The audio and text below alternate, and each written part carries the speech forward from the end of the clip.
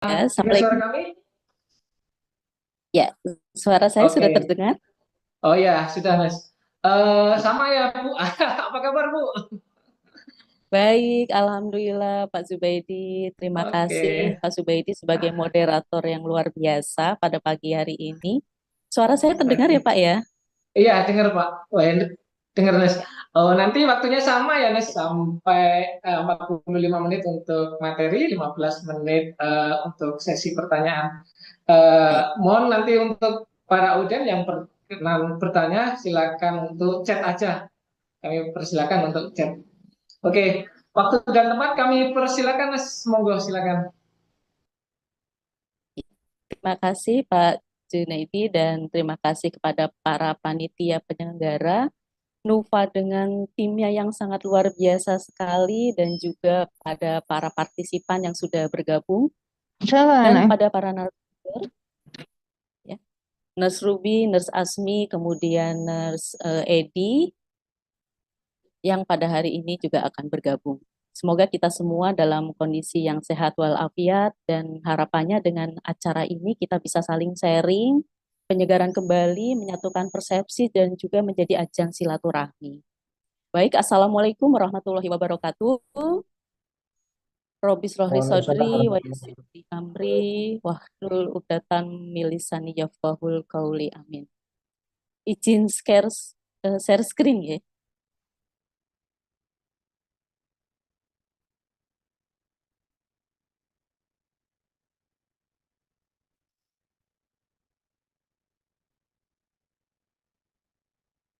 Apakah sudah terlihat? Sudah. Lihat Mas. Sudah. Ya. Mudah-mudahan tidak ada trouble ya, namanya juga online kadang-kadang ada saja kendalanya. Izin untuk ya slideshow dulu.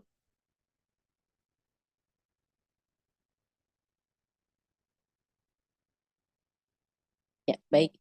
Melanjutkan materi dari narsum sebelumnya, Pak Ruby ya, Nurse Ruby, pada sesi kali ini saya akan menyampaikan tentang bagaimana percepatan atau akselerasi penyembuhan luka kronis dengan menggunakan kombinasi antioksidan hidrogel.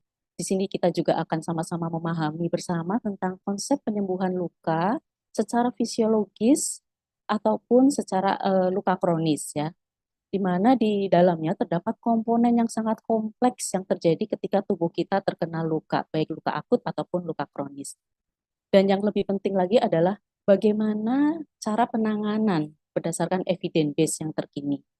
Istilah luka kronis tentunya udah sering ya kita dengar, apalagi teman-teman semua adalah para praktisi, perawat, dokter, dan nakes yang lain, di mana apa yang disebut dengan luka kronis? Luka kronis adalah luka yang terjadi delay, ya. Terjadi delay di antara fasenya yang dipicu oleh beberapa faktor resiko. Nah, bagian mana delaynya? Bisa delaynya di area inflamasinya yang memanjang atau di bagian proliferasinya juga yang memanjang. Nah, itulah yang akan kita bahas pada pagi hari ini. Ya, tak kenal maka tak sayang tadi CV saya sudah dibacakan oleh moderator. Saya juga masih aktif home care-an ya, panas-panasan, hujan-hujanan demi ketemu pasien. Eh, Mungkin teman-teman juga semua merasakan bahwa jadwal untuk mengganti perban itu adalah waktu yang ditunggu-tunggu oleh pasien ya. Kadang mereka juga hanya ingin untuk konsultasi atau ngobrol ya. Jadi buat saya itu adalah suatu kebahagiaan tersendiri yang tidak bisa dinilai dengan uang. Ya. Dan alhamdulillah bisa meringankan beban mereka gitu ya dan bisa bermanfaat untuk orang lain. Sehingga sampai detik ini saya tak habis untuk mengucapkan syukur bahwa mungkin berkat doa-doa mereka yang bisa menghantarkan saya pada tahap seperti sekarang ini. Amin amin ya robbal alamin. Alhamdulillah saya juga tadi mengajar dan ini juga kata Pak Ustadz kan haknya ilmu itu kan dibagikan ya. Dan harapannya dengan saling berbagi kita akan mengundang ilmu-ilmu lainnya yang bermanfaat yang akan menghampiri kita. Ya. Kecuali ilmu hitam itu nggak boleh menghampiri kita ya. Baik, lanjut. Adapun ada gambar, kemudian slide-slide yang ada di sini adalah murni untuk edukasi yang disponsori oleh Nuva. ini adalah outline yang akan kita bahas pada materi kali ini, di mana ada pendahuluan, kemudian panduan perawatan luka terkini, aplikasi antioksidan hidrogel, dan beberapa laporan kasus yang berhasil kita tangani, di mana yang seharusnya divonis amputasi, tapi berkat perawatan dan tentunya kerjasama multidisiplin yang ketat ya, dan harmonis. Tidak hanya ketat saja, tapi harmonis antara dokter, laboratorium, serta farmasi, kemudian di nakes yang lain, sehingga pasien bisa terselamatkan. Nah, mengapa luka yang awalnya akut bisa menjadi kronis, sehingga banyak kasus luka yang susah sekali merawatnya atau lama sekali sembuhnya. Bahkan harus divonis, diamputasi di meja operasi. Nah, bagaimana caranya supaya luka itu bisa sembuh, kualitas hidup pasien itu kembali normal, karena beberapa kasus ini menyerang usia produktif ya, kasihan sekali, sehingga peran kita dalam merawat luka kadang tidak hanya merawat fisiknya saja, tapi psikisnya itu yang kita bantu ya, luar biasa untuk para perawat luka. Nah, sebelum kita masuk ke pendahuluan, saya ingin menampilkan luka yang penyebabnya sepele ya, ini karena digigit nyamuk lukanya, tetapi kemudian berkembang menjadi luka kronis ya, dan ini pusnya banyak sekali, dan alhamdulillah sembuh dalam waktu 12 minggu. Nah, untuk pengkajian luka kronis kita mempunyai banyak tools ya. Jadi teman-teman bisa melakukan pengkajian ketika menghadapi luka kronis. Ya, salah satunya adalah menggunakan Wiener Scale atau menggunakan skala Peters-Jensen, di mana di sini bisa memprediksikan kapan luka itu akan sembuh. Dan untuk luka akut tentunya kita sudah memprediksi hitungan waktunya kapan sembuh sesuai dengan tahapannya. Nah, ini seperti kita ketahui bersama bahwa respon ketika kita terkena luka, maka secara otomatis tubuh itu akan mengaktifkan sel-sel untuk melakukan regenerasi atau perbaikan jaringan, agar struktur serta fungsinya kembali seperti sebelumnya. Proses penyembuhan yang normal atau fisiologi itu, ingat ya teman-teman ya, pertama adalah sangat kompleks, kedua adalah teratur, ketiga adalah tidak terbolak-balik, dan yang keempat adalah tepat waktu. Nah, itu adalah yang fisiologis atau yang akut. Inilah nanti yang akan membedakan apakah penyembuhan luka yang kita rawat itu tergolong akut ataupun kronis. Jika prosesnya mengikuti alur waktunya, maka itu disebut luka akut. Tapi jika prosesnya ada fase yang memanjang waktunya, maka itu disebut dengan luka kronis. Nah, proses penyembuhan ini ya secara teratur atau kompleks terbagi menjadi 4 ya. Jangan terbolak-balik ya. Yaitu yang pertama adalah hemostasis, kedua inflamasi, ketiga proliferasi, dan yang keempat adalah remodeling atau maturasi. Sahabat Mufa pasti sudah hafal di luar kepala ya untuk tahapan-tahapan ini. Nah, kita akan lebih berdalam lagi pada pertemuan kali ini. Yang penting kita pahami bahwa kapan lamanya masing-masing fase. Nah, jadi masing-masing fase itu ada waktunya tersendiri. Jika meleset dari waktunya, itu yang dikatakan dengan luka kronis. Dan kemudian apa yang terjadi pada tiap fasenya. Sehingga untuk perawatan lukanya yang disebut perawatan luka modern itu, perawatan luka yang mengikuti fase atau mengikuti karakteristik tiap fasenya. Jadi nggak gitu-gitu aja dari awal sampai akhir kompres, iodin terus gitu. Enggak ya, lama-lama lukanya jadi hitam. Nah, jadi di tahap pertama kita bahas hemostasis ya, yang berlangsung dari awal injuri sampai 3 jam. Saya pakai rumus 3-3-3 supaya teman-teman semua bisa mengingatnya. Nah, dari injuri sampai 3 jam. Pada fase ini setelah cedera ya, setelah injuri, kemudian terjadi perdarahan. Ya, kecuali luka hati tidak ada perdarahan di sana. Jadi setelah terjadi pendarahan ini, epinefrin itu akan dilepaskan oleh tubuh ya, dan terjadi vasokonstriksi pembuluh darah di mana ini memberikan efek mekanis sehingga jaringan yang terluka itu darahnya akan cepat berhenti. Ya. Dilanjutkan setelah epinefrin, dilanjutkan dengan pengeluaran platelet dan agregasi trombosit yang akan menggumpalkan darah di lokasi lukanya. Nah, pengeluaran platelet inilah yang menjadi poinnya ya. Nah, di sini pengurangan platelet itu akan merangsang pengeluaran sitokin. Sitokin itu eh, semacam hormon yang akan membantu penyembuhan luka. Selain sitokin juga ada growth factor yang sangat mempercepat penyembuhan luka. Nah, setelah dari fase hemostasis, maka akan ke fase inflamasi. Nah, apa yang terjadi pada fase inflamasi? Nah, tadi karena terjadi vasokonstriksi tadi ya, dan vasodilatasi, maka area lukanya itu menjadi bengkak, ya, bengkak, nyeri, dan lain-lain. Sel-sel yang terdekat dengan lukanya juga menjadi bengkak, dan di sini terjadi pelepasan mediator inflamasi, ya, karena ada aktivasi di situ, mediator inflamasinya itu keluar seperti leukotrin, neutrofil, ya, limfosit, monosit, makrofag, histamin, prostaglandin. Masya Allah, ya, Allah memberikan mekanisme yang sedemikian sempurnanya sehingga ketika kita terjadi luka kita harus mengucapkan innalillahi, ya, semua kembali kepada Allah sehingga prosesnya itu akan berjalan menjadi lancar, ya.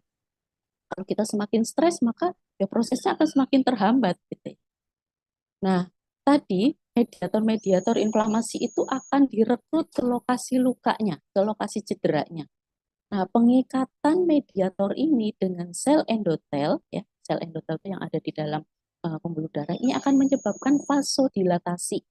Ya, tadi ada vasokonstriksi, sekarang ada vasodilatasi. Nah, ingat Bapak-bapak, Ibu-ibu bahwa fase inflamasi itu terjadi dalam waktu 0 sampai 3 hari. Ya, tadi hemostasis itu ketika cedera sampai 3 jam, kemudian inflamasi itu 0 sampai 3 hari. Ini merupakan proses normal dan harus eh, terjadi gitu ya dalam proses penyembuhan luka. Karena apa? Ini penting untuk membersihkan dasar-dasar luka dari benda asing, entah itu jaringan mati, kotoran, ataupun mikroorganisme patogen yang berasal dari lukanya. Nah, hal ini juga diperlukan untuk tubuh untuk mempersiapkan dasar luka. Jadi tadi udah disapuin tuh kotorannya, kemudian persiapan untuk dasar lukanya untuk pembentukan granulasi. Nah, pada banyak kasus seringkali terjadi fase inflamasi yang memanjang. Nah, sering ya kita dengar istilah inflamasinya memanjang gitu. Misalkan bengkaknya itu lebih dari 1 minggu, bahkan ada krepitasi atau recek-recek ya di sekitar lukanya, ternyata pas dibuka isinya pus semua, ya, atau eksudat, ya, eksudat yang kental. Nah, hal ini itu sebagai pertanda bahwa luka yang kita rawat itu adalah luka kronis, ya, karena fase inflamasinya melebihi dari waktu normal gitu ya. Nah, kemudian terjadinya stres oksidatif di sana karena fase inflamasinya memanjang, gitu ya. Sehingga ini yang terus-terusan memicu pelepasan mediator proinflamasi. Nah, setelah fase inflamasi, jadi setelah 3 hari, berikutnya adalah fase granulasi, ya, atau fase proliferasi. Nah, fase proliferasi ini terjadi dari 3 hari sampai 3 minggu, ya. Dari 3 hari sampai 3 minggu, pada fase ini terjadi granulasi, angiogenesis, kontraksi jaringan, dan epitelisasi. Granulasi seperti yang kita ketahui bersama bahwa tumbuhnya sel, ya, jaringan-jaringan kolagen baru dari bawah, ya, muncul ke atas, ya, menul-menul gitu, merah-merah seger gitu ya. Ketika sudah tumbuh ke atas, eh, maka akan terjadi kontraksi, ya. Jadi ibarat kayak resleting itu kita nutup resleting, ya, jaringannya udah naik, kemudian kita tutup, ditutup gitu ya. Makanya pada fase-fase ini pasien akan merasa sedikit gatel tapi bingung mau garuknya gimana gitu ya. Kemudian nyeri-nyeri minimal. Dan hal inilah yang terjadi karena peran dari fibroblast tadi ya, yang membuat kolagen serta neutrofil yang membentuk jaringan pembuluh darah baru atau yang disebut dengan angiogenesis. Nah, makanya pada fase ini jaringan itu akan mudah berdarah ya. Gesek sedikit itu mudah berdarah. Artinya kalau berdarah kita akan mengulang lagi dari 3 minggu ke 3 hari lagi gitu ya sayang. Jadi tidak boleh sampai berdarah-darah. Nah, ketika jaringan itu sudah sejajar ya, tepi lukanya atau melewati ada istilah bagian sel jaringan itu membran based zone, maka akan tumbuh epitelisasi. Nah, ini adalah proses setelah epitelisasi, maaf. Setelah epitelisasi, maka terjadi proses maturasi di mana di bawah kulit itu lebih dari 3 minggu sampai 3 tahun ya. Jadi meskipun luarnya ini kelihatan ya, tampaknya kulit udah utuh nih, tapi ternyata di bawahnya itu masih ada proses penguatan jaringan ya, pemulihan fungsi yang mana bisa berlangsung sampai beberapa bulan atau sampai berapa tahun gitu ya.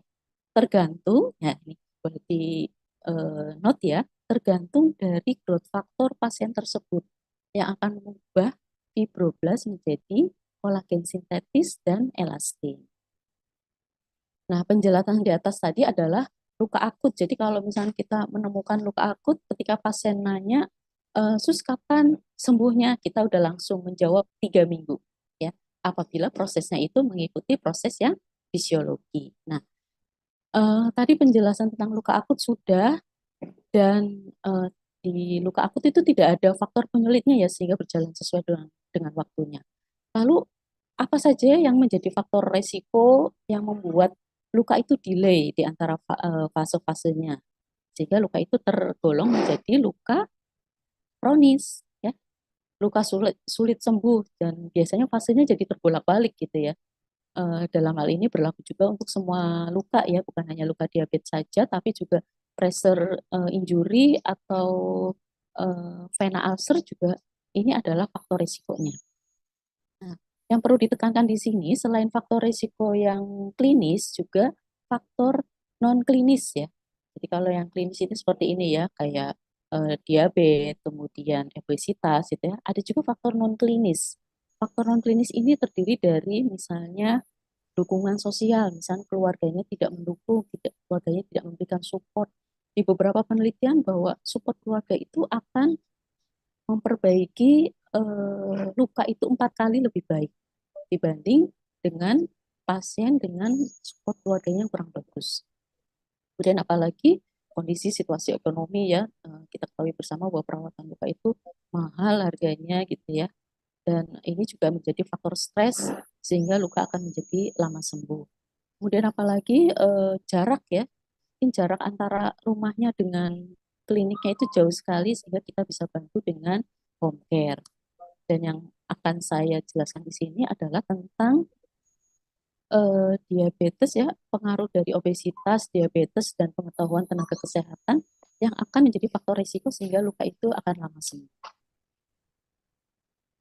Ya, kita akan bahas tentang obesitas. Kenapa obesitas ini menjadi faktor penyulit luka akan sembuh? Karena beberapa infeksi luka itu terjadi pada pasien-pasien obesitas gitu ya. Hal ini terjadi karena hipoperfusi dan iskemi yang terjadi pada jaringan subkutan. Ya. Di sana ada jaringan lemak, gitu ya. Di sana terjadi hipoperfusi. Kemudian terjadi juga peningkatan ketegangan pada tepi luka yang berkontribusi terhadap terjadinya dehiscence ya. Dehiscence itu misalkan kita operasi, kemudian lukanya itu gagal untuk menyatu. Nah, ketegangan luka ini juga akan mengakibatkan ketersediaan oksigen pada luka itu juga akan berkurang ya. Pada luka-luka pressure injury di mana dia tidak bisa melakukan mobilitas secara maksimal, maka lukanya akan tertekan terus sehingga ketersediaan oksigen di luka tersebut kurang.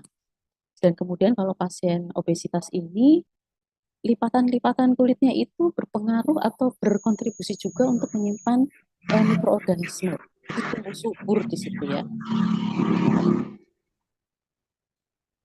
Karena areanya lembab ya, dan berkontribusi juga sebagai pemicu faktor inflamasi atau infeksi ya. Nah, yang di sini ada juga penelitian yang mengatakan bahwa selama ini juga saya berpikirnya bahwa jaringan adiposa itu adalah sebagai penyimpan kalori gitu ya. Tetapi di beberapa penelitian mengatakan bahwa penumpukan jaringan adiposa pada pasien obesitas ini akan mengeluarkan zat bioaktif yang disebut di sini ada adipokin ya. Adipokin ini memiliki dampak yang buruk pada respon imun sehingga terjadi gangguan pada proliferasi ya, proliferasi dan menjadikan kadar sitokinnya itu semakin berkurang. Nah, faktor-faktor inilah yang membuat luka pada pasien obesitas itu akan lama sembuhnya. Di samping itu juga untuk pasiennya pasti ya, bukan mungkin lagi, pasti pasiennya stres ya, mengalami stres, depresi, nggak bisa ngapa-ngapain, nggak bisa gerak, lukanya lama sembuhnya bau gitu ya. Yang ini yang akan menyebabkan respon imun juga terganggu. Nah, tadi obesitas sudah, sekarang kita akan bahas tentang penyulit berikutnya yaitu diabetes. Kita ketahui bersama bahwa penderita diabetes ini memiliki kekebalan tubuh yang rendah, ya, imunitas yang rendah, makanya sering mencetuskan infeksi-infeksi lain, misalkan gigi ya, atau juga mencetuskan ulkus sakit diabetik yang susah sembuh gitu. Hal ini disebabkan karena pengaruh dari enzim sitotoksik radikal bebas di sini ada ya ROS ya. ROS itu adalah reaktif oksigen spesies ya dan mediator inflamasi. Hal ini diperparah lagi dengan adanya hiperglikemia yang persisten. Jadi pasien-pasien diabetes itu kadang gulanya itu apa ya naik turun nggak jelas gitu, tapi lebih banyaknya naik gitu ya. Kadang mencapai tingkat yang tidak pernah setinggi itu gitu ya. Sehingga itu menjadikan area lukanya itu tempat yang paling cocok untuk kolonisasi mikroba. Makin seneng tuh bakterinya di situ ya, sehingga memperparah luka menjadi infeksi dan kemudian terjadi stres oksidatif. Beberapa penelitian mengatakan bahwa produksi ROS atau reaktif oksigen spesies ini apabila berlebihan dia akan merusak keseimbangan antioksidan dalam tubuh. Nah, ini adalah salah satu alasan ya atau penyebab mengapa peradangan pada luka diabetes ini berlangsung lama gitu ya, memanjang gitu. Selain dia memicu makrofag dan neutrofil yang terakumulasi dalam luka itu terus-terusan mengeluarkan sitokin inflamasi, sehingga hal ini yang akan menghambat proliferasi, apalagi jika pasien itu sering terekspos dengan radikal bebas ya, contohnya seperti radikal bebas yang eksogen itu polusi udara, infeksi, sinar matahari, dan yang lebih penting lagi apabila pasien diabetes terus dia merokok. Aduh, itu benar-benar yang akan menyebabkan hipoksia jaringannya itu semakin parah. Nah, ini yang perlu kita tekankan pada pasien supaya berhenti merokok untuk mempercepat penyembuhan lukanya. Nah, ini juga bisa menjadi edukasi kepada pasien bahwa kita bandingkan ya luka yang normal, penyembuhan luka yang normal dengan luka diabetik. Nah, kita lihat di fase hemostasis ya. Di fase ini setelah injury, kita lihat jumlah plateletnya ya, platelet yang di atas ini. Nah, jika dibandingkan luka diabetes dengan luka yang normal, maka jumlah platelet pada luka diabetik itu cuma separuhnya dibanding luka yang normal ya. Jadi ketika berdarah, ya, ketika luka diabetes berdarah itu kadang-kadang suka lama berhentinya. Nah, ini penyebabnya karena jumlah plateletnya yang kurang. Ya. Nah, sehingga platelet ini fungsinya adalah eh, untuk mengeluarkan beberapa growth factor dan sitokin. Nah, kita lanjut ke fase inflamasi ya.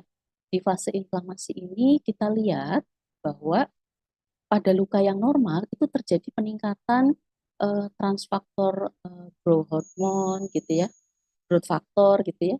Nah, ini berhubungan dengan jumlah tadi plateletnya, karena di plateletnya banyak, otomatis jumlah transforming growth faktornya itu juga akan meningkat. Kemudian juga pada fase proliferasi, di mana setelah eh, plateletnya meningkat, kemudian growth factor yang meningkat, dia akan merangsang angiogenesis faktor untuk mengeluarkan ini, VEGF. VEGF itu vascular endothelial growth factor ya. Nah, jadi inilah yang akan membangun metrik ya. Metrik, kemudian membangun jaringan, seperti kita membuat bangunan rumah lah dari bata bawah sampai atas, kemudian sampai gentengnya. Nah, kita lihat di luka diabetes. Nah, di luka diabetes terjadi sebaliknya ya. Growth hormonnya menurun karena jumlah plateletnya juga kurang, kemudian angiogenesisnya nggak terbentuk gitu ya, sehingga bagaimana dia akan tumbuh gitu ya. Kalau luka yang normal itu kan akan terbentuk maturasi nih. Nah, kalau pada luka yang diabetes ini masih buru-buru maturasi ya, ini masih berbentuk seperti ini ya, masih ada lubang di situ. Nah, oleh karenanya pada tahap ini pasien harus banyak mengkonsumsi antioksidan untuk meningkatkan growth factor dan menangkal radikal bebas. Dan tadi yang penting ya, pasien itu dilarang untuk merokok karena ini akan memicu inflamasi yang memanjang. Nah, lanjut. Nah, makanya ya ini semakin ke sini kok luka itu semakin ke sana gitu ya. Ada beberapa rangkuman tentang hasil studi dampak luka kronis terutama luka diabetes ya. Menurut IDF 2017 yang mengatakan bahwa setiap 30 detik ya, coba kita hitung 30 detik dari sekarang, itu terjadi amputasi di seluruh dunia. 30 detik ya. Kemudian sepertiga dari 500 juta penderita DM itu akan mempunyai pengalaman luka diabetik. Ini menurut International Diabetic Federation 2019. Dan lebih dari 50% dari pasien luka tersebut, ya, 50%-nya itu akan menjadi infeksi, dan 17%-nya itu akan menjadi akan berakhir di meja operasi untuk dilakukan amputasi. Jika lukanya tidak diamputasi, maka prediksi untuk kekambuhan itu dalam 1 tahun itu mencapai 13 berapa ini? Akan mencapai 40% ya. 40% dalam 1 tahun dan 65% dalam 5 tahun serta 90% dalam 10 tahun. Makanya kalau kita punya pasien luka dengan diabetes itu sebetulnya apa ya? Investasi ya. Karena setahun kemudian pasti dia akan kembali lagi dan mencari kita lagi gitu ya. Nggak kemana-mana kalau kita perawatannya sukses di luka yang pertama ya. Oke, berikutnya, nah ini fakta yang sangat menyedihkan ya, di mana angka mortalitas ya, artinya angka kematian setelah amputasi ya, pasien akan meninggal sebanyak 13-40% dalam setahun dan 39-80% dalam 5 tahun. Nah, angka mortalitas ini ternyata lebih tinggi dari angka kematian akibat kanker. Jadi misalnya tahun ini ada 10 pasien diamputasi gitu ya. Jadi tahun depan itu pasiennya tuh tinggal 6 ya. Yang 4-nya sudah inalilah.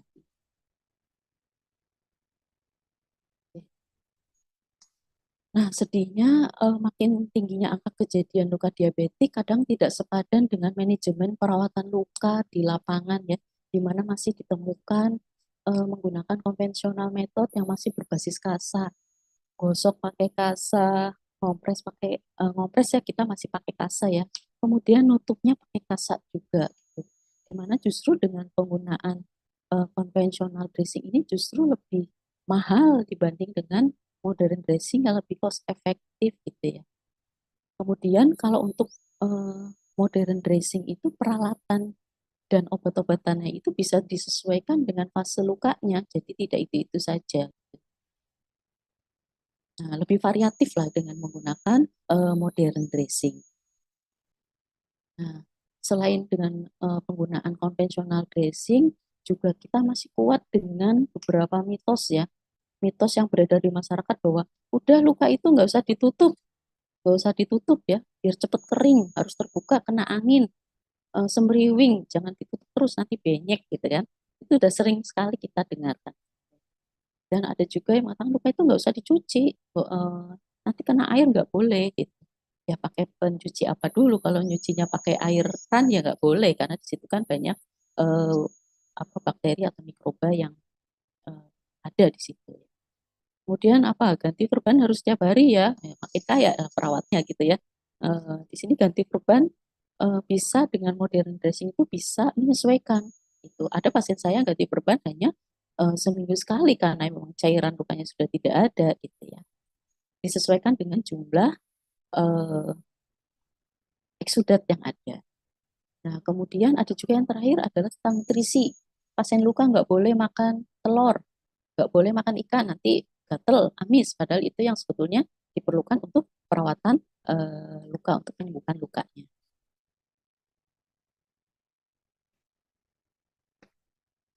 di sini banyak penelitian ya tentang konsep lembab yang memiliki beberapa manfaat ya. Tadi sudah kita bahas tentang konvensional method. Nah, sekarang kita akan bahas tentang moist wound healing ya, yang modern dressingnya. Nah, di antaranya manfaat dari konsep lembab ini adalah penyembuhannya itu lebih cepat. Kok bisa penyembuhannya lebih cepat? Yang pertama adalah konsep lembab itu akan mengurangi pembentukan eskar. Eskar itu kayak kropeng-kropeng gitu ya. Sehingga ini akan menghemat jaringan ya. Jadi jaringannya itu akan lebih tebal gitu kan, jaringan sehatnya. Kemudian waktu dia dia bisa menghemat waktu ya, waktu penyembuhan, kemudian menghemat energi gitu. Karena jika luka itu tanpa eskar, maka luka itu akan mudah bergerak menuju epitelisasi lebih cepat. Kemudian yang kedua, lingkungan lembab itu juga penting untuk fungsi sel. Jadi luka, ketika terjadi luka, sel-sel itu kan harus bisa berkomunikasi ya, satu dengan yang lainnya, mengirimkan atau menerima sinyal untuk memperbaiki kerusakan jaringan, gitu ya. Jadi kalau kita ibaratkan itu kalau kita itu berkomunikasi dengan orang lain itu kan melalui media udara ya. Kita teleponan melalui media udara. Sedangkan sel itu membutuhkan media cair di sana dalam berkomunikasi agar dapat mengeluarkan growth hormone atau molekul sinyal lainnya. Jadi inilah yang akan mempercepat proses penyembuhan. Nah, kemudian dengan konsep lembab ini ya, karena tadi komunikasinya baik tuh antar sel sehingga sel-sel epitel itu mudah bermigrasi, reepitelisasi itu akan lebih cepat, lebih efisien ya dibandingkan dengan eh, konvensional metode. Nah, tadi ya, karena keratinosit itu bermigrasi dengan mudah ya, sehingga dia akan cepat terbentuk epitelisasi. Sedangkan kalau luka dengan kerak yang tebal gitu ya, keratinosit itu butuh energi ya, butuh effort untuk bergerak menuju ke permukaan luka. Nah, yang terakhir adalah dengan konsep moist wound healing ini akan merangsang fibroblast sebagai penghasil kolagen sehingga dia akan mempercepat proses epitelisasi. Dan yang terakhir adalah dia sebagai support system untuk otolisis ya, otolisis jaringan nekrotik. Otolisis ini yang berperan adalah enzim endogen yang memecah jaringan mati.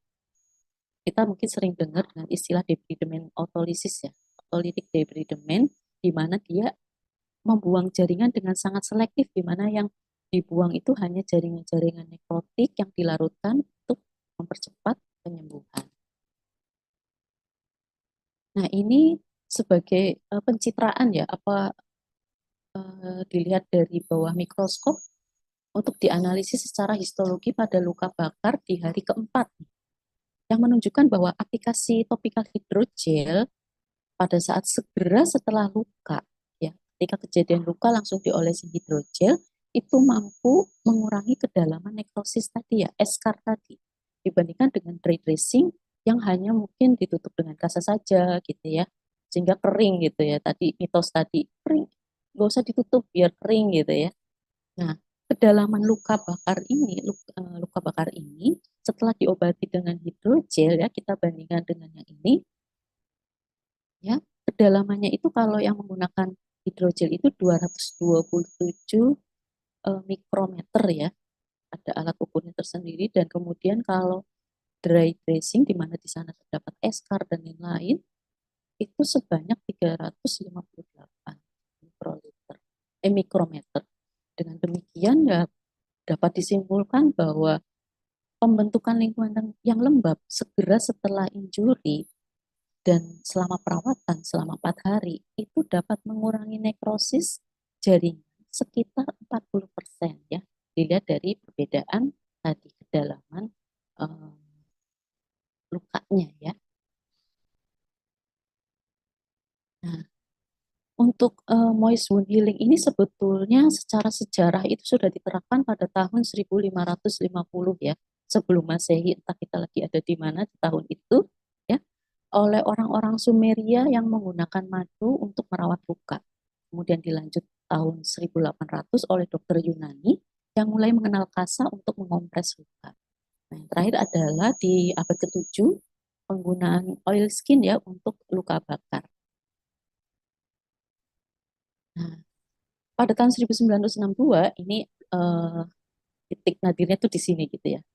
Seorang profesor biomekanik bernama Josh David Winter ini menggunakan oil sear pada luka traumatis yang dipublikasikan. Nah, ini pentingnya publikasi itu adalah untuk supaya hasil penelitiannya itu bisa dilihat kemudian diaplikasikan oleh orang lain. Nah, hasil penelitiannya ini mengatakan bahwa epitelisasi luka itu lebih cepat di lingkungan yang lembab dibandingkan dengan lingkungan yang terpapar udara. Nah, di sini yang lebih menariknya lagi dan belum ada yang mengatakan bahwa yang membantu Mr. Prof. Josh David Winter ini adalah ada dua orang perawat klinis yang bernama Ware dan Seth Brindle ya. Di sini dia yang membantu membalut, kemudian membantu memantau perkembangan lukanya. Makanya sekarang ini ya teman-teman yang aktif di perawatan luka mulailah untuk melakukan dokumentasi yang baik, kemudian melakukan penelitian supaya apa yang teman-teman lakukan itu bisa diaplikasikan orang-orang lain dan ujung-ujungnya adalah demi kemaslahatan para pasien luka. Nah, di sini juga ada beberapa panduan yang makin berkembang ya, makin berkembang. Tadi sudah dibahas oleh Nurse Ruby tentang wound bed preparation paradigma dari dimulai dari 2000 kemudian ini adalah paradigma yang terbaru 2021 ya. Jadi sudah 21 tahun nih dengan pembaharuan yang secara berkala luar biasa ya. Dan ini berlaku untuk di seluruh dunia gitu ya. Nah, paradigma ini berisi pernyataan yang dirumuskan dalam model dengan beberapa versi sebelumnya. Jadi ketika person with a chronic wound datang ya, ketika pasien datang dengan luka kronis, maka apa yang harus kita lakukan? Yang pertama adalah identify dan mengatasi faktor penyebabnya. Contoh mengidentifikasi apakah suplai darahnya itu cukup atau enggak gitu, anemis atau enggak. Kalau anemis kan jangan kan untuk lukanya, untuk dirinya sendiri aja nggak cukup ya. Kemudian apalagi denyut nadi dorsalis pedisnya teraba atau tidak ya. Apabila teman-teman punya alat tes ABPI ya lakukanlah gitu ya, untuk menentukan apakah itu lukanya itu luka arteri ataupun luka vena ataupun luka campuran atau mix ya. Cek suhu kaki, ini penting sekali ya dan yang paling mudah ya dibandingkan dengan kaki yang sebelahnya yang sehat. Kemudian CRT-nya berapa, jadi kita pasangkan alat untuk yang buat saturasi ya, saturasi oksigen itu di ujung jari-jarinya ya. Nah, itu juga bisa untuk menentukan CRT-nya atau suplai darahnya seperti apa.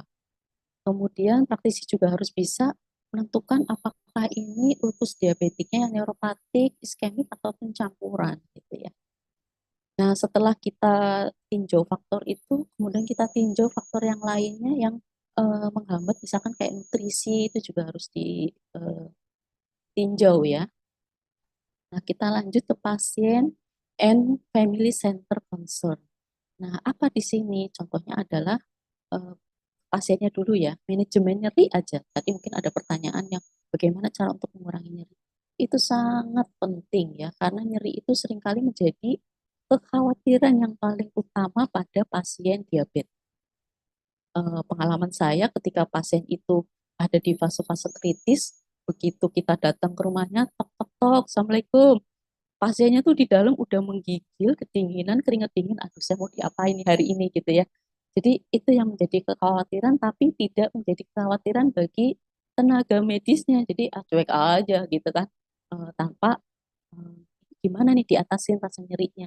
Boleh pakai etil, boleh pakai teknik ya macam-macam lah untuk distraksi nyerinya ya. Nah, kemudian kebiasaan merokok. Nah, ini ya tadi sudah dibahas harus dihentikan ya. Kenapa harus dihentikan? Karena setiap batang rokok ya, rokok yang dihisap ya, setiap batang rokok yang dihisap itu akan menurunkan oksigenisasi lokalnya itu sebanyak 30% dalam 1 jam. Kebayang ya, 30% tubuh kita atau di lukanya itu akan kekurangan oksigen. Bagaimana kalau dia merokok dalam satu hari itu satu bungkus ya, 12. Nah, langkah berikutnya adalah kita tentukan ya setelah pasien dan family center care-nya sudah oke. Kemudian langkah berikutnya adalah kita menentukan apakah ini lukanya itu, status lukanya itu bisa disembuhkan atau maintenance ya, atau dapat dipertahankan, ya, dapat dipertahankan, atau yang terakhir adalah tidak dapat disembuhkan atau paliatif, gitu ya. Nah, strategi ini ya yang membuat kita bervariasi dalam merawat luka. Nah, lanjut setelah itu kita mengkaji lokal wound care-nya ya. Jadi sahabat luka mungkin sudah hafal bagaimana cara untuk mengkaji luka ya, di antara ukurannya, stadiumnya ya, kemudian eksudatnya, odornya seperti apa. Karena kalau odor itu menentukan dari bakteri yang ada. Jadi kalau kalau bakterinya itu udah nggak ada, berarti odornya itu udah hilang. Eksudat juga sama. Semakin banyak eksudat berarti dia mikrobakterinya masih banyak. Nah, setelah ini selesai, ya, barulah kita lakukan manajemen perawatan lukanya. Ya. Di sini sudah mengalami berbagai macam transformasi ya, dari mulai timer, dan sekarang timers ya. Nah, ini adalah frameworknya tentang timers. Nah, timers ini mungkin bisa dibaca. Timers ini terdiri dari 6 tindakan yang harus kita lakukan, yaitu tentang isu viability, yaitu debridement ya, debridement supaya dasar lukanya itu menjadi bersih. Kemudian kita atasi infeksi atau inflamasinya, yaitu dengan tadi ya Nurse Ruby sudah menjelaskan bagaimana cara mengatasi inflamasinya, termasuk biofilmnya juga ya. Kemudian moisture balance di sini adalah bagaimana kita menjaga kelembaban luka dengan apa? Dengan bahan-bahan absorben yang tepat ya. Jangan sampai ketika lukanya banyak kita menggunakan absorbennya misalkan hidrokoloid yang nggak bisa gitu ya. Atau pasiennya udah nggak ada eksudatnya kita pakai foam, yaitu ibarat kayak nembak semut tuh pakai bom gitu ya. Ya nggak tepat juga gitu, nggak cost efektif gitu ya. Nah, kemudian E-nya adalah epithelial age, yaitu bagaimana kita memperbanyak jaringan epitelnya. Kemudian yang terakhir, apabila epithelial age-nya itu belum terbentuk, maka kita akan melakukan repair generation ya, bisa menggunakan PWT ya, dengan teknologi di sini. Nah, di timers ini yang apa ya? Yang jadi tambahan adalah social and patient relation faktor gitu, di mana di sini melibatkan keluarga ya, tadi sudah dijelaskan tentang bagaimana dukungan keluarga, kemudian jarak antara kliniknya dengan rumahnya. Nah, next. Nah, saya tertarik ini sudah ya. Nah, di sini saya tertarik dengan salah satu produk yaitu antioksidan hidrogel, yang mana menurut sejarah hidrogel ini ditemukan oleh Rosik pada tahun 1989. Nah, kita lihat di pencitraan ya, di gambarnya adalah hidrogel ini mengisi lubang ya, yang diilustrasikan di gambar ya, mengisi lubang di mana efek dari hidrogel ini selain memberikan kelembaban juga kenyamanan, karena apa ya, menenangkan gitu ya melalui sensasi dinginnya, sehingga ditangkap oleh reseptor nyeri untuk mengurangi nyerinya gitu ya. Hidrogel juga sebagai support autolysis. Nah, yang perlu diperhatikan ya, di sini yang perlu diperhatikan, penggunaan hidrogel ini tidak boleh diberikan pada luka dengan eksudat yang banyak ya. Jadi sahabat luka harus memperhatikan gramasinya atau eh, prosentase penggunaan dari hidrogel ini. Karena ini sangat berisiko terjadinya maserasi ya. Maserasi itu di lingkaran lukanya itu ada putih-putih ya, kayak kita kalau kecelup lama di air itu kan pasti akan mengkerut putih-putih gitu ya. Nah, selain itu, selain maserasi juga kan di sini granulasinya juga naik.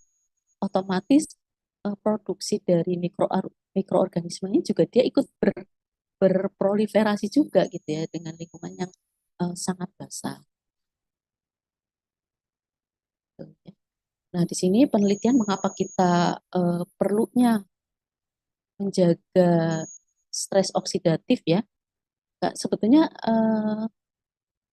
ROS ini ya, reagen oksigen spesies ini berguna untuk penyembuhan luka normal dengan merangsang migrasi sel gitu dan angiogenesis.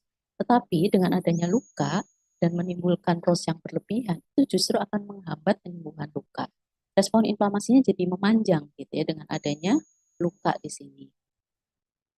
Nah, sehingga dia akan menekan AUX itu antioksidan ya, akan menekan antioksidan dalam sel sehingga akan menghambat transisi luka yang tadinya dari inflamasi menuju ke proliferatif. Nah, hal inilah yang membuat luka itu seperti dalam lingkaran setan kok nggak maju-maju gitu ya, masih diinflamasi terus gitu atau masih diproliferasi terus ya. Ini karena dia tidak seimbang antara antioksidan dan ROS-nya gitu ya. Oleh karena itu terbukti bahwa pemberian antioksidan baik berupa oral ya ataupun topikal ini dapat mempercepat atau menyeimbangkan kondisi di dalam lukanya, Betul banget. terutama pada pasien-pasien dengan luka kronis ya.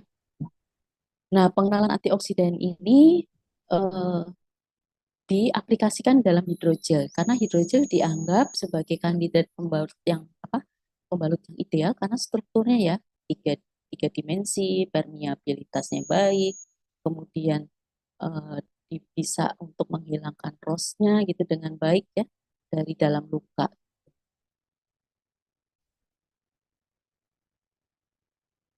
Nah, di sini adalah beberapa fungsi dari antioksidan hidrogel di mana meningkatkan yang terakhir ya, meningkatkan migrasi leukosit, kemudian mencegah infeksi, mencegah cedera ulang. Karena hidrogel ini sekarang dikembangkan dengan berbagai bahan ya, bisa dipadu maniskan dengan eh, apa ya, dengan bahan-bahan yang lainnya seperti antioksidan, antimikroba, antiinflamasi ya, ada gel yang isinya PHMB dan gel gitu ya. Sekarang makin bervariatif. Nah, di sini saya akan mengenalkan kandungan dari eh, hidrogel nusimetsiu ya, di mana ada aloe vera-nya, ya, kemudian ada centella asiatica-nya atau pegagan ya, mungkin sahabat luka bisa pernah melihat ya daun pegagan, ya. Kemudian ada green tea-nya, ada PHMB-nya dan ada madu ya. Jadi bayangkan ya dalam satu produk ini berisi tentang bahan-bahan yang sangat bermanfaat untuk hemostasis. Di sini penggunaan madu dan aloe vera itu sangat bagus pada saat hemostasis, kemudian pada saat inflamasi di sini perlu PHMB ya yang tadi dijelaskan oleh Nurse Ruby. Kemudian pada fase granulasi kita membutuhkan centella dan green tea. Mengapa centella dan green tea ini sangat penting untuk antioksidan? Karena di centella ini mengandung triterpenoid saponin yang berfungsi untuk meningkatkan aktivasi makrofag ya. Di sini aktivasi ini akan meningkatkan fagositosis dan sekresi interleukin ini adalah mediator-mediator untuk inflamasi. Nah, sekresi ini ya yang akan memacu antibodi untuk membentuk kolagen. Ya. Kolagen ini sangat penting untuk proses penyembuhan luka. Nah, kemudian teh hijau ya memiliki aktivitas antioksidan yang sangat kuat ya, yang namanya katekin ya. Di sini bisa mencapai 67% yang fungsinya sebagai menangkap radikal bebas sehingga bisa mengurangi terjadinya kerusakan sel atau yang tadi dikenal dengan stres oksidatif. Nah, berikut adalah beberapa laporan kasus yang berhasil kami rawat ya. Nah, di sini pada awal temuan, kemudian pada 8 minggu ke-8 ya, sudah terjadi banyak perubahan di mana baunya sudah berkurang, ya, pusnya sudah tidak ada, granulasinya sudah muncul, epitelisasinya juga sudah muncul. Nah, perawatan yang di sini adalah tadi ya menggunakan timers tadi ya. Jadi kita lakukan otolisis dengan menggunakan hidrogel antioksidan dan citosan krim ya. Tadi sudah dibahas oleh Nurse Ruby, kemudian cuci lukanya menggunakan PHMB, jangan lupa kita kompres selama 15 menit untuk membuang biofilmnya. Dan juga sudah saya lakukan kultur eksudat, ternyata dia itu terdapat Escherichia coli dan alhamdulillah kalau kita lakukan kultur eksudat itu kita akan tahu antibiotik apa yang resisten. Karena kan pasien-pasien luka ini pasti udah gonta-ganti antibiotik ya. Antibiotik yang sensitif dan antibiotik yang intermediate. Nah, kebetulan ini sensitifnya dengan gentamisin dan sulfa ya.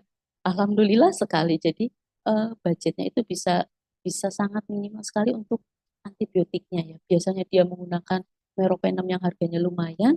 Ini karena dia masih sensitif dengan sulfa yang harganya cukup Rp1.000 satu tabletnya. Dan gentamisin yang cukup Rp5.000 untuk tiap satu tubenya. Kemudian untuk ini M-nya ya, misturnya kita pakai Aleven foam ya. Foam ini juga macam-macam tergantung kebutuhannya dan zinc-nya. Kemudian jangan lupa menggunakan orthopedic wool ya. Saya lebih senang menggunakan orthopedic wool dibanding dengan kasagulung karena orthopedic wool ini lebih support untuk autolisisnya, kemudian lebih enteng gitu ya, dan lebih empuk kata pasien. Kemudian E-nya itu saya berikan support albumin luar biasa. Ini Nuva, albuminnya mantap sekali. Pasien-pasien saya yang anemia ya, pasien-pasien anemia ini dari HB8 bisa sampai HB11 dalam waktu 1 bulan. Dulu, Masya Allah luar biasa sekali. Terima kasih Nuva sudah memberikan produk-produk yang luar biasa. Kemudian jangan lupa untuk R-nya, kita harus rutin cek HbA1c-nya, albuminnya, dan klinik kami sudah bersama dengan Muprodia, jadi dengan mudahnya pasien itu bisa melakukan cek. Kemudian saya berikan terapi ozon, dan yang terakhir adalah untuk S-nya itu saya terapkan active listening. Jadi pasien itu apa ya, mengeluarkan unek-uneknya sedalam-dalamnya gitu ya. Dan kemudian saya juga memberikan edukasi kepada pasien gitu ya, bagaimana supaya menghadapi emosi pasien yang kadang-kadang naik turun. Mas Lanjut, mengingatkan ini menit terakhir, ya. mengingatkan 2 menit terakhir. Oh baik ya, ini slide terakhir ya. Di sini satu kasus ini pasca debridement di rumah sakit ya. Ini luar biasa, pasien ini dengan HB yang sangat rendah, 8. Kemudian pada saat minggu ke-8 itu HB-nya sudah 11. Ini saya gunakan tadi tim Perstadia ya untuk manajemen perawatan luka.